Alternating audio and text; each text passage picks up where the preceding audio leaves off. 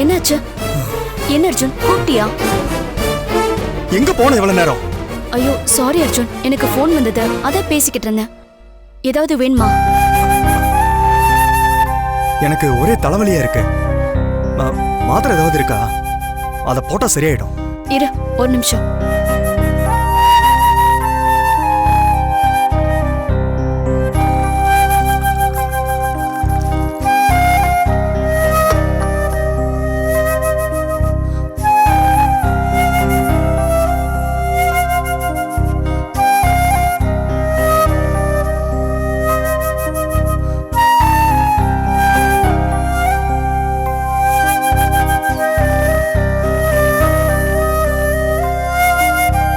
ராத்திரி எல்லாம் சரியா தூங்கவே இல்ல, அதான் உனக்கு தலைவலி.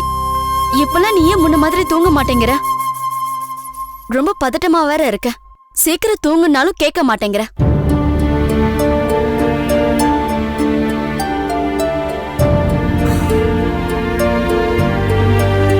எனக்கு தூக்கமே வர மாட்டேங்குது ஆதிரா. ஒரே குழப்பமாவே இருக்கு. ஏன்னு தெரியல. அப்படியே தூங்குனாலும் கெட்ட கெட்ட கனவாவே வருது. என்னை யாரோ துரத்துற மாதிரி, தலையில யாரோ அடிக்கிற மாதிரி. எனக்கு பயமா இருக்கு ஆதிரா. கனவுல பாக்குற எல்லாமே பயங்கரமா இருக்கு.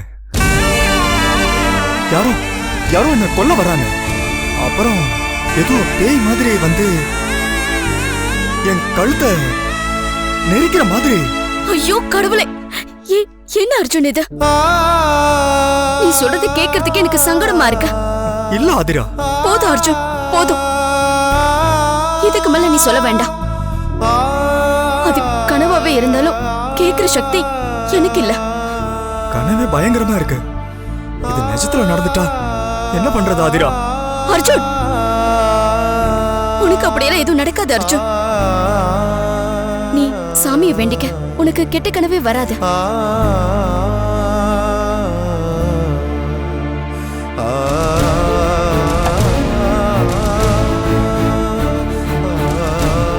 என் நிலைமைய பாரு. ஏன் இப்படி இருக்க? எனக்கு என் பேரை தவிர எல்லாமே மறந்து போச்சு ஆதிரா. இப்பெல்லாம் எனக்கு சாமியே ஒரு கெட்ட கனவா தான் தோணுது. இல்ல அர்ஜுன், நீ இப்படி நம்பிக்கை இல்லாம எப்பவும் பேசாத. வாழ்க்கையில எல்லாருக்குமே தாங்கிக்க முடியாத ஒரு சோதனை வரும். ஆனா காலப்போக்குல அது தன்னால சரியாயிடும். அர்ஜுன், நீ கடவுளை நம்பு. அந்த சக்தி உன்னை கைவிடாது. நானும் நம்பிக்கிட்டு தான் இருக்கேன். ஆனா நல்லதுதான் நடக்கல. நடக்கும் அர்ஜுன், நீ சீக்கிரமே குணமாகுவ. நம்ம யாருக்கும் எந்த கெடுதலுமே நினைக்கல. இது விதியால வந்த சோதனை. அது தானாவே சரியாயிடும். அத்தை ஒரு மூலிகை கொண்டு வந்தாங்க. யாரோ சித்தர் கொடுத்ததா சொன்னாங்க.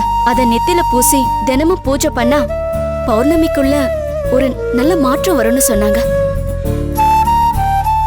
இப்போதைக்கு நம்ம சாமியை தான் நம்பி ஆகணும்.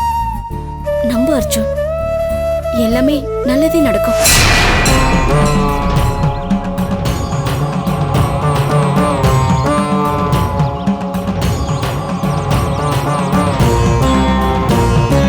ஆதிரா,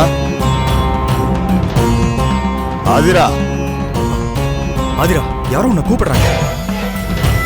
இரு, நீ உட்கார், நான் பார்த்துட்டு வரேன்.